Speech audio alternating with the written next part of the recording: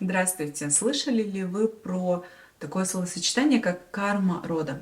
Как будто детям, которые рождаются в семье, передаются по роду какие-то кармические особенности, знаете, как сценарии, да? Родилась девочка у мамы, и она проживает тот же сценарий, что и мама, то есть попадает в какие-то такие же трудные ситуации. Я разберу сегодня эту историю на примере кармы рода в отношениях, так как канал мой про отношения. Я клинический психолог, ЕМДР-практик, и здесь не будет эзотерики. Но я никогда не отрицаю эзотерику, потому что в эзотерике, в большей ее части, заложен очень разумный изначально смысл, но он передан людям неверно с точки зрения психологии. И это важно знать и понимать, потому что эзотерика хорошо, карма рода — это чисто эзотерический термин, да, в научной психологии такого нету, но я расскажу, какой термин из научной психологии заменяет это, то есть он про то же самое, это научно доказанный факт.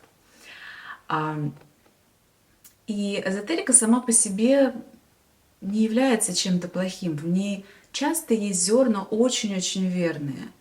Но так как эзотерика, она заходит именно людям с восприятием мира, с магическим мышлением, то есть людям, которым хочется верить в чудеса, людям, у которых недостаточно внутренней опоры на себя, потому что они находятся с точки зрения их психоэмоционального развития на детском уровне, им очень важно на кого-то опереться. Знаете, как ребеночек. Он не должен быть один без мамы в этом мире, потому что он еще не готов.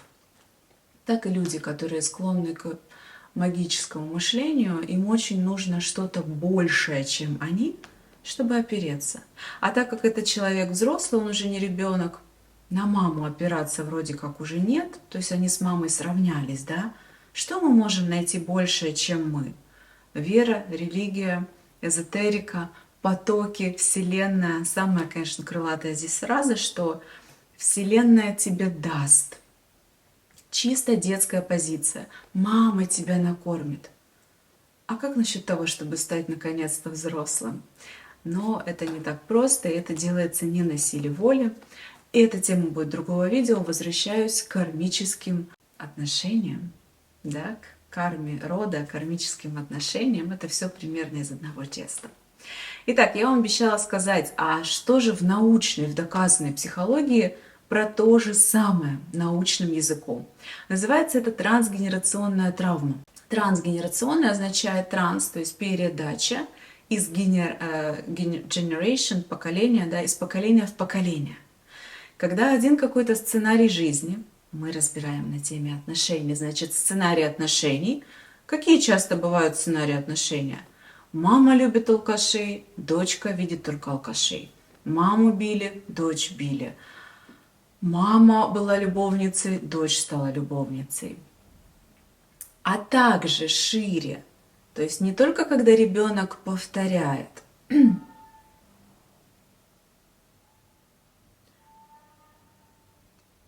Не только когда ребенок повторяет, но и когда ребенок категорически отрицает или берет категорически противоположный вектор. Например, мама любила алкашей, дочка никогда в жизни не буду с алкашом. Более того, помните категоричный вектор? Вообще на дух не переношу мужчину, который хоть глоточек пива выпьет. И я сама в жизни не глотка. Алкоголь – это зло.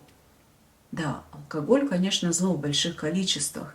И когда это зависимость. Да, в зависимость попасть легко, но люди, которые иногда пьют алкоголь, на самом деле это нормальные люди. То есть, да, когда мы видим такое категоричное отрицание чего-то, это тоже признак патологии. Это так трансгенерационная травма передается или карма рода в перевернутом виде. Еще пример трансгенерационной кармы. Когда я говорила вам, да, сначала мама и алкоголизм, а мама любовница, дочь любовница. Как это бывает? Мама была любовницей, а бывает еще такой же перевертыш, да? Дочь может быть тоже любовницей, а может быть она настолько будет отрицать эти отношения, прям ненавидеть вообще эту тему, вот ее прям воротит. Вообще в мире такого не должно быть. И ей будут попадаться мужчины, который сначала вроде бы кажется, что он вообще к этому не склонен, но потом он почему-то заводит себе любовницу, хотя ей казалось, что он никогда не попадет в такие отношения. Или как еще этот перевертыш может случиться, сценария, да, в это противостояние, в это такое отрицание, типа в полную противоположность. Мама была любовницей, дочка насмотрелась на это, хочет через, чувствует, да, выход через отрицание. И тогда она говорит: я вообще не буду заводить отношения, потому что все мужчины козлы, и они изменяют.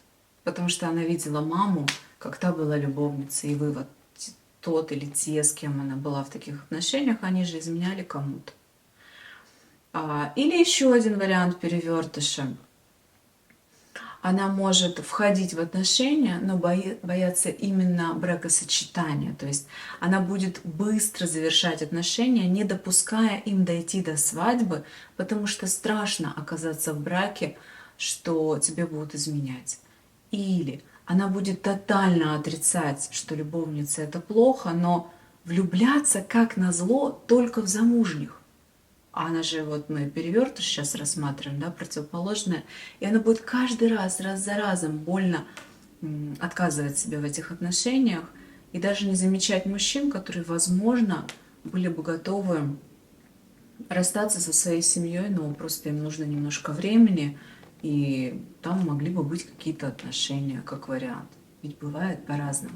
Заметьте, многим из вас, наверное, сейчас хочется со мной поспорить и высказать какую-то точку зрения, такую прям противоположную. Ну, во-первых, не стесняйтесь, пишите комментарии, высказывайте. Здесь это можно. Главное, не забывайте соблюдать уважительный тон, потому что комментарии модерирую, то есть читаю я сама. В комментариях вы обращаетесь не только к другим людям, но и ко мне в том числе. А во-вторых, заметьте сейчас по вашему состоянию. Если в вас прям поднимается бунт: да нет, так нельзя. Нельзя быть алкоголиком тотально, или нельзя вообще пить алкоголь тотально, нельзя быть любовницей тотально, нельзя заводить их тотально. Все вот это, что тотально, прям категорично, у этого всегда есть какая-то там травма. Говоря языком эзотерики, что-то там кармическое прицепилось. И еще я говорила пример, мы сейчас на нем перевертыш разберем. Алкоголик, алкоголизм у нас был, любовница была, и извините, я забыла, это живая импровизация, я без сценария, без конспекта. Вот, трансгенерационная травма передается из поколения в поколение. Очень, кажется, похоже тоже на эзотерику. Как-то там что-то передается. Но на самом деле этому есть объяснение вполне научное. Ребеночек, когда маленький, растет рядом с мамой, папой, там, другими близкими, когда он еще не разговаривает, и нам кажется, что он ничего не понимает, на самом деле в этот момент у него в голове растет очень много нейронных связей. А помните, у малышей, именно у грудничков, у них скорость, как растут там нейронные связи, да, сети, колоссально огромная. То есть взрослый человек, когда обучается, любое обучение, это растут новые нейронные сети, связи формируются, да, и у взрослого одни максимально возможные способности научаться чему-то, а у ребенка они умноженные там просто многократно, потому что малышу в первые годы жизни ему нужно освоить столько много.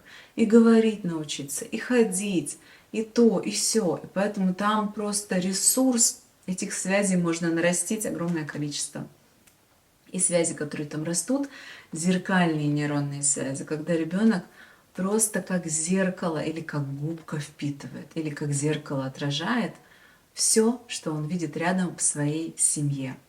И мама может не говорить ничего про мужа-алкоголика или про тему любовницы, или там еще третий пример, который я забыла, да, но по ее мимике, жестам, потому какие они выборы она делает, на какие шутки она смеется иронично, а на какие не смеется, как она вообще ощущает этот мир, как она мир оценивает, все это считывает ребенок.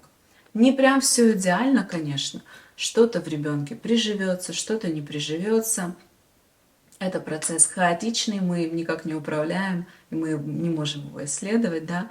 Но вот так именно приобретаются вот эти вот якобы кармические карма рода. Вот так она передается. То есть этого же самого ребенка если поместить в другую среду, у него большая часть этих вещей может не сформироваться в нем. При этом вот здесь научно еще доказывают уже, но пока еще это не супер такие прям громоздкие какие-то доказательства, да, но есть такой вид ученых эпигенетики. И они изучают как раз-таки то, что не генетически вроде передается, но как-то передается. Ну, то есть вот если было что-то у бабушки, какая-то особенность, какая-то черта, какая-то проблема, какая-то трудность. У мамы не было вроде бы, а у внучки почему-то появилась. И как-то это вроде передается. С точки зрения околоэзотерических наук, не скажешь, течений, да, есть такой момент, как системные расстановки. Это уже вроде бы и не совсем эзотерика, но это и не доказательная психология. Никаких экспериментов, доказательств там не производилось. Вот если опираться на вот эту вещь, да, системная психология, считается, что как-то все-таки энергетически через систему что-то перетекает. Но смотрите, вот почему я как раз настаиваю всегда, что люди, пожалуйста, ну перестаньте вы искать объяснения в эзотерике. Начните смотреть на мир через какие-то более научные вещи. Почему? Потому что как только вы начинаете вот мыслить, да, концепциями энергии, перешло по роду, вот что-то как-то, Вселенная, вы перестаете быть, по сути, творцом своей жизни. Потому что если вам что-то перешло по роду, то как вы можете от этого избавиться? Если я родилась с каким-то там, не знаю, с носом, допустим, с горбинкой, как я могу от него избавиться? По роду он не пришел.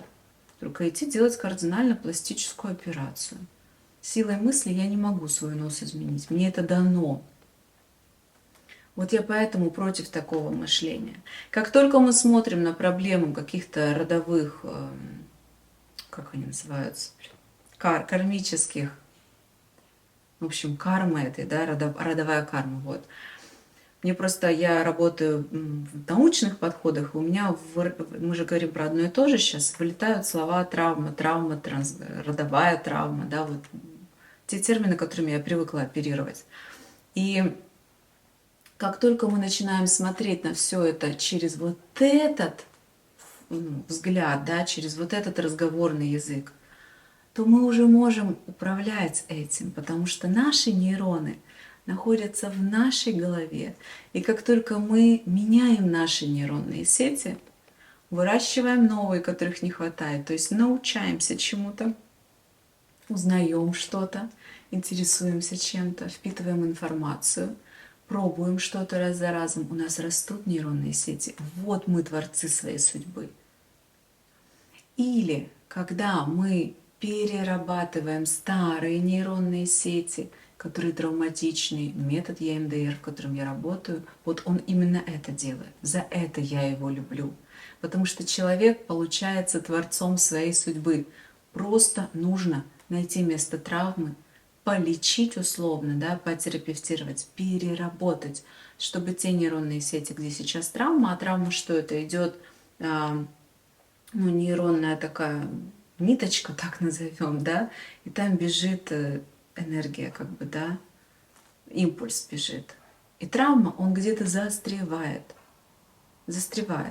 А терапевтируем, перерабатываем, там становится снова гладко, проходимость возвращается, импульс прибегает. Все, и нету трансгенерационной травмы, и нету больше кармы рода, да, то есть это все можно менять. Но я всех искренне призываю мыслить все-таки категориями научными, прислушиваться больше к научным методам. У многих людей, я знаю, есть отрицание. Типа, вся эта ваша наука, это все ерунда. Нет, это просто отрицание. Поймите, например, научно доказанные методы психотерапии, они потому и научно доказаны, что проводилось много экспериментов. И замерялись результаты. И это не какие-то там, знаете, вам выборы в русскоговорящем селе, где подделали подписи. И тогда я не верю этим вашим результатам. Это мировая практика, да, это огромные исследования проводились. Очень много людей проходили эти исследования. И я думаю, что этому стоит доверять больше, чем красивым словам про что-то Вселенную, которая дает, про кармы, кармические отношения и все прочее. Поставьте, пожалуйста, лайк, если вам понравилось это видео и если я сказала для вас что-то полезное. Подписывайтесь на канал, если еще не подписались. И до встречи в следующих видео. Кстати, я создала свой первый курс про чувства и эмоции. Будет ссылка внизу, если кому-то нужно проработать свою способность управлять своими состояниями. Но я сейчас про другое. Знаете, что мне помогло его создать? Я долго не находила в своем графике на это время и сил. А потом однажды я подумала, надо себя промотивировать. И сделала анкету предзаписи, когда курса еще не было. Это было бесплатно для людей, но меня мотивировало. Я увидела, что люди хотят, и я сделала этот курс. И вот сейчас моему каналу уже больше 1,5 лет, он только про отношения. Здесь очень много видео, я уже раскрыла, мне кажется, все темы, которые только возможно. И давно хочу сделать курс, но я не находила на это время. Поэтому я решила, начиная с этого видео, сделать анкету предзаписи на курс по отношениям. Он будет короткий, небольшой, то есть это будет мини-курс. Я не хочу людей долго грузить и растягивать вот это, вот, знаете, масло масляное. Потому что в теме отношений можно разобраться достаточно емко, сжато, без воды, структурно. Он будет мини-курс, небольшой, он будет с практическими заданиями, в котором соберется, он, знаете, не на какую-то проблему одну из отношений. Он будет на все про отношения, кроме темы измен, потому что там совсем другая тематика, это нужно другое произведение создавать. То есть я затрону там все, что только можно, касающееся именно укрепления отношений. Для тех людей, кто уже в отношениях, кто понимает, что отношения с годами тухнут, вянут, становятся хуже, придирок больше, конфликтов больше, недовольствий больше, хочется друг друга меньше. И вообще, неужели вся жизнь всегда с мужчинами и женщинами в браке серая, когда идут годы? Нет, она может превращаться не в серую, главное уметь строить отношения. Вот про это будет этот курс. Внизу я оставляю анкету предзаписи. И если вы будете смотреть это видео уже спустя время, когда курс будет готов, там будет ссылка «Переход на курс». Курс будет относительно недорогой, маленький, емкий. Приглашаю вас, если вы хотите прокачать сферу отношений и узнать вот правда всю доступную информацию. Вот пройдете один раз этот курс, и вам уже другие курсы будут не нужны. И вы перестанете смотреть видео про отношения, потому что станете просто мастерски понимать все вот так с щелчка, как и что нужно, чтобы отношения укреплялись. До встречи!